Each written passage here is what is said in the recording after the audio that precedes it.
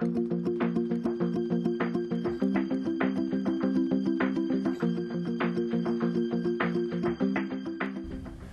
to a conversation with Professor Laura Tyson of the Haas School of Business at Berkeley. Professor Tyson, thank you for joining us today. Oh, it's a pleasure. What do you think the chances are of a double-dip recession? Well, we discussed that a lot at the session this morning. I've always been there's a wide range of views about the U.S. economy right now. There is a lot of uncertainty. I've always been on the kind of higher probability of a double-dip recession.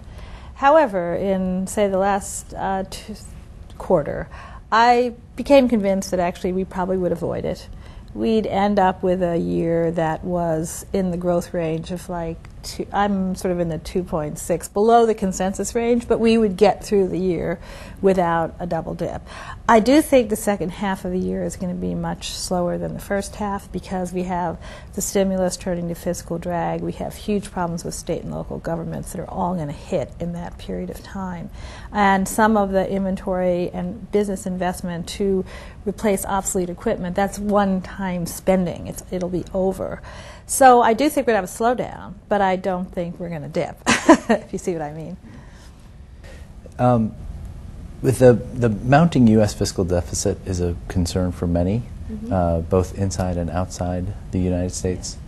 Could you give us your thoughts on that?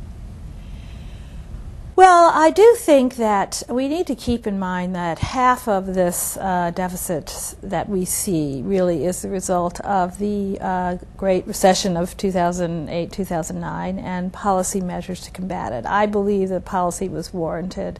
In fact, I was of the view that we could have used more stimulus. If you look at the state of unemployment, the state of excess capacity not being utilized, the loss to the economy of output that could be produced, potential loss, you have to look at that and say that a stimulus measure and a rise in the deficit was the right thing to do. I think looking at the projected deficits, I also frankly believe that if you see the numbers at 4% of GDP, 4.5% of GDP, and you compare them to the structural deficits the U.S. had going into this, they're not that much higher. So essentially we will have managed to get through a great recession, and with the help of fiscal measures, we will end up with a higher price tag to pay, but it's not out of range for the U.S. And I think that when you look at the history of global financial crisis or country financial crisis, the debt usually does double. The deficit usually does go up to relatively high numbers compared to a fully employed economy.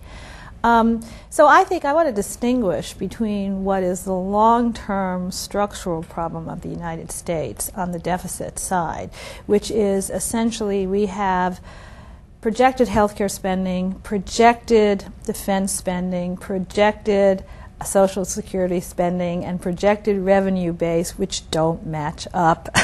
There is a gap. The gap is from those four things. It's not going to be closed by making government more efficient or cutting discretionary spending programs, which are all slated for further cuts over the next 10 years. So we have to, at some point, grapple with that real deficit problem. And how will the Fed decide the conditions are right to start its exit strategy? Well, no one knows for sure, and the Fed has been very careful to signal that it still doesn't believe that a move is warranted or imminent. Historically speaking, the Fed tends to begin to move rates up when the unemployment rate starts to go down, which, if you believe some forecasts, would happen this year. However, the unemployment rate is at a very high level compared to history. And actually, the unemployment rate as reported underestimates the problem because you have discouraged workers and you have cuts in hours. And so the actual unemployment rate all in may be closer to 15%, 16%, some people say, than 10%. So is the Fed going to begin to move when the unemployment rate starts to creep down from 10 to 9.5, when you also have no evidence of inflationary pressure, and you have a large amount of unutilized capacity. I don't think so. So I believe the Fed will stay on hold this year, and so far that's what it's signaling. Its language may change somewhat, signaling and move next year. The range of forecasts on this are really all over the map. You have some people saying the Fed will begin to move in the third quarter of this year, and they still predict strong growth for the U.S. economy. And you have others who say, well, there's going to be really strong growth for the U.S. economy, but the Fed isn't going to move until June of 2011. I don't think anyone knows when the Fed's going to move, and I'm not sure the Fed knows when the Fed's going to move. What's your view of the measures taken by Greece and more broadly in the EU, considering their issues right now?